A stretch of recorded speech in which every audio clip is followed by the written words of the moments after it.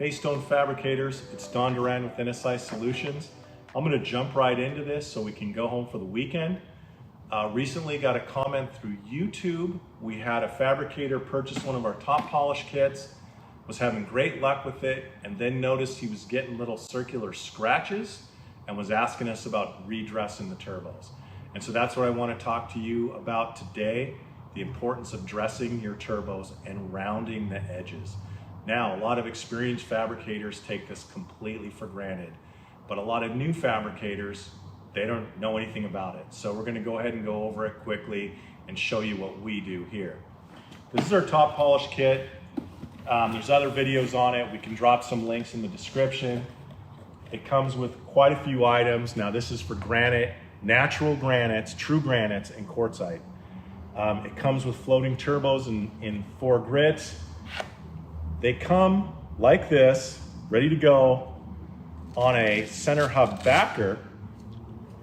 The advantage of this is that it's a rigid abrasive on a color-coated laminate. Now that laminate will keep it rigid as it gets thin and help keep it from cracking, but the Velcro in between gives it a little bit of cushion, so it makes these really easy to polish with. They're super smooth on the surface, and that's because the diamonds are just below the surface. And they already have a round edge. When they're new, you want to dress them to expose the diamonds and then just get in the habit of rounding that edge. As it wears down, that edge will get sharp, and that's where you start getting these little circular scratches, or you have the potential to get these little scratches as it's turning. It's a great habit to get into before you start top polishing, to check the edges, after everything's been used. Check the edges before every job. Also, check the edges on your resins. The resins we provide are Redeemer resins. You don't have to worry so much about the face, but they do have a sharp edge. Now, a lot of people are top polishing with a backer like this that's a little bit smaller than the pad. We use these for edge polishing because they let the pad flex a little bit on the edge, so when you're coming into a corner, it doesn't dig in as bad. But for top polishing, sometimes when you use these, you'll find you're kind of chasing this haze. It'll get nice and shiny, and then there'll be a haze or a dullness around where you polished, and then as you chase it and try and polish it, you're just chasing it away. It just keeps moving out.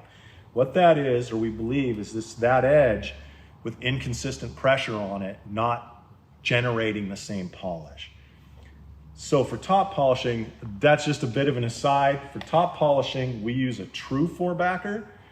The resins don't hang over the edge, so you get a good even pressure across the entire surface, but it becomes even more important that you round that edge a little bit so it doesn't scratch.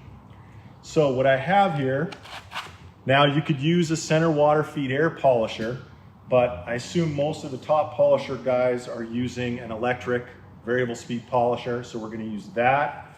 You can dress these on rough granite or the back of a rough granite piece with no mesh, or rough cement, but works really well as a cinder block, and it's super inexpensive. I have a cinder block down here from our shop. I'm going to go ahead and just use some running water with the hose. And here is an unused 300 grit floating turbo and center hub backer. We'll go ahead and lock that on and dress it. Now you can see it's super smooth, so when I'm done, it should expose the diamonds and get a little bit of tooth to it. This already has a round edge, but I'll go ahead and show you how to round it for future. I am running this about half speed. Half of the full speed on this.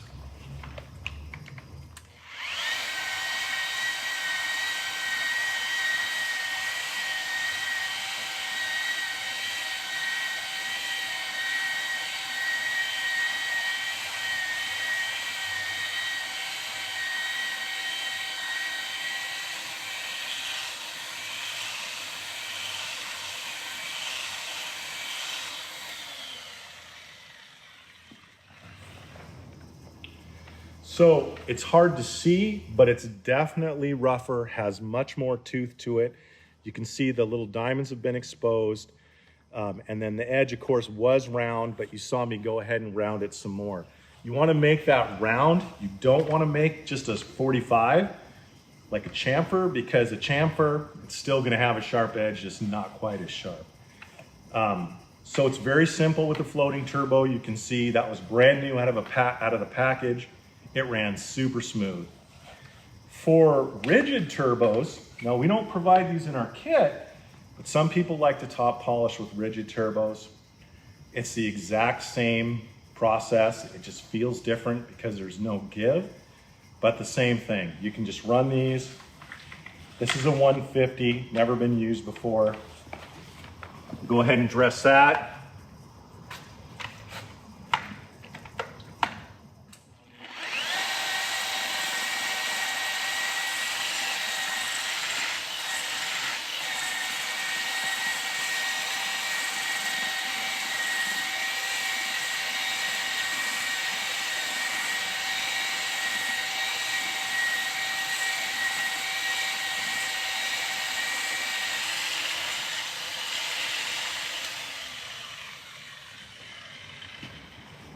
So again, it exposed the diamonds so it'll cut faster, and we've rounded the edge. Now, that's much faster, of course, than you would use it top polishing, say, a seam in the house, but that's, I mean, to dress them, you might as well turn them up and just get the job done.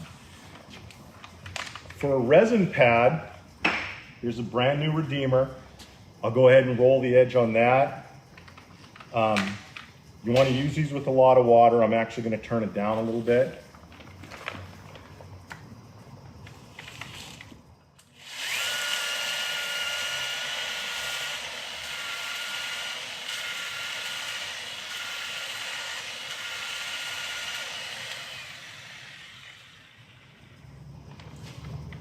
And you can see it just barely broke that edge. You could actually do it a little bit more. I'll go ahead and do it a little bit more so it's easier to see.